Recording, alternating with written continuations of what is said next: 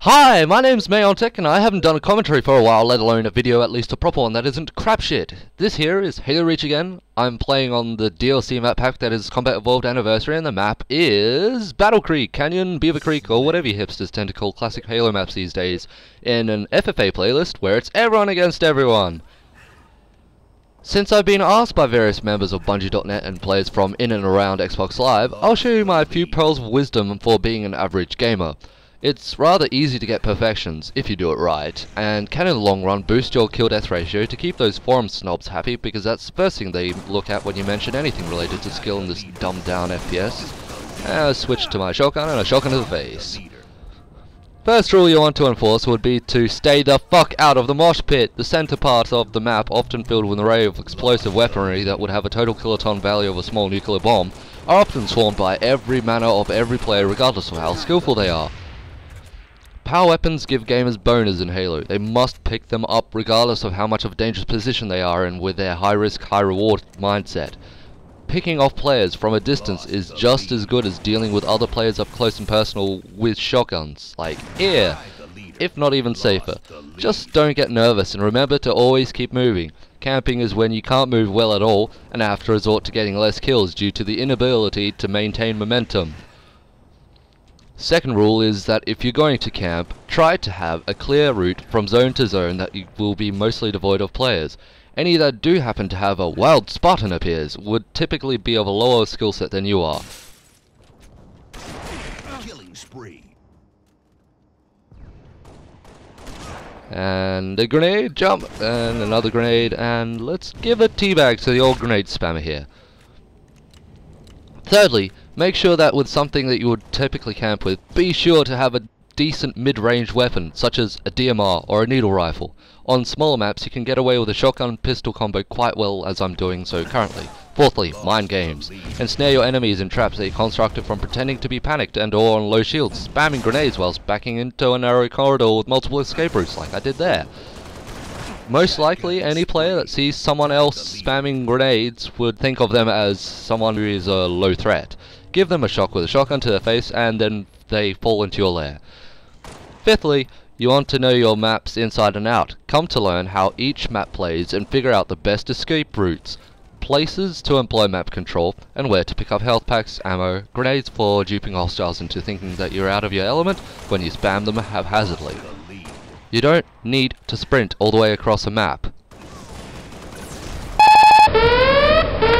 just to close quarters combat stick another player just for a kill. If it's a free-for-all game, then you don't really need to worry about placing your grenades. Betrayals don't happen in FFA, and gives you the freedom to lock someone into a corner with a well-placed grenade or use those explosives to feign being in panic.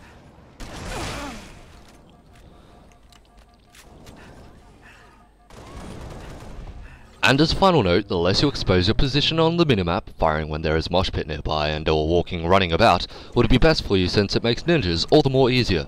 The less the other players know where you are, the more you can take advantage of that fact and run in circles around your competition. And speaking of circles, avoid maps that are just that, circles. Maps such as Zealot provide a very indirected play path that causes constant run-ins with the opposing teams with little to no map control. Rage quitter. With the addition that trying to sneak about the map becomes absolute folly due to how little of the map is hidden from the rest of the level. Levels, by the way, are best served like a pretzel. If the map has many dead ends or corridors that end in rooms with no other exits, such as the Yellow Lift Room and Sword Base, tend to induce camping and exponentially decrease game speed with each dead end. A pretzel-esque level typically loops back on itself. A great example here would be the very map that I'm currently playing on. Not only do the buildings tend to have corridors that loop around to the exits, but also the exits themselves lead to two teleporters to either side of the map, effectively allowing players to enter and move about quite freely, being able to come around and bite someone in the arse from behind if their camping becomes annoying. But let's say, what if it's Team Slayer and this entire match was actually 2 teams of 4 versing each other? Then I highly recommend the tactic of rushing for the power weapons, that is, for about 3 out of 4 players. The 4th player should typically come up from behind of this map since they are teleporters and clean up the other team from behind, forcing the other team to split their firepower to fend off a new threat that they didn't initially count for. And if things are really going pear-shaped, stick together as a team and try to pick off the other team one by one if you can. Manpower can at times overwhelm even the most skilled of players, regardless if they're MLG, Lone Wolf, Pro or not. And finally, one topic that I didn't come across yet, I might as well include. I'm running out of time for this video though, so this will be the last tip I can give you for now. It's vehicle related. Halo is known for its myriad of weapons and vehicles. Warthogs, ghosts, the whole shebang. What the problem is though, that a lot of Warthog drivers tend to display is that they only drive for themselves. They don't look after their passengers or gunner allies. Put simple, if you're driving and one of your passengers' shields pops because they ran out of shield, please, oh god, drive behind cover and let their shields recharge. Don't make your Warthog have a shorter than needed drive. If you're going to go for splatters, for example, make sure that you know of these 4 very important facts that will save you ours from betrayals, suicides and general dumb fuckery. 1. Check if the game type you are currently playing has any armor abilities, and if so, be very cautious, as when there are armor abilities involved, armor lock usually pops up as an option. Armor lock alone can turn your ride into a fireball from the direct impact of an attempted splatter. That turns the splatter into the splatee, where you die from the resulting explosion. 2. Make sure that the area that you're attempting to rack up a splatter spree does not contain any teammates. Accidental betrayals happen when your teammates pop out from corners of the map unexpectedly. To stave off betrayal boots, try to become the driver, the best driver, of a small team with your friends. They know that you'll be good at driving them around because you respect their health bars and that you do everything in your ability as a skilled driver to assist the team. Communication is key, and the less confusion there is, aka the deathly silence that all randoms give in matchmaking because they just don't communicate, the less vehicular accidents there will be happening.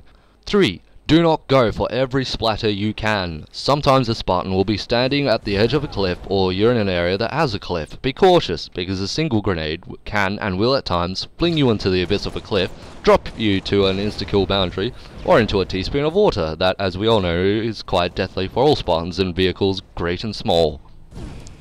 4. Don't splatter players that obviously have power weapons, grenades or grenade launchers. They will try to hijack your ride, and your plan will fall apart from there as you get swarmed and then ambush raped by players who work together to capture vehicles and use them against you.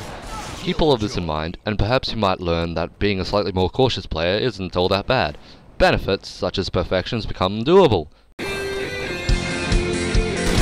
Untouchable. Perfection. I wanna eat my mic!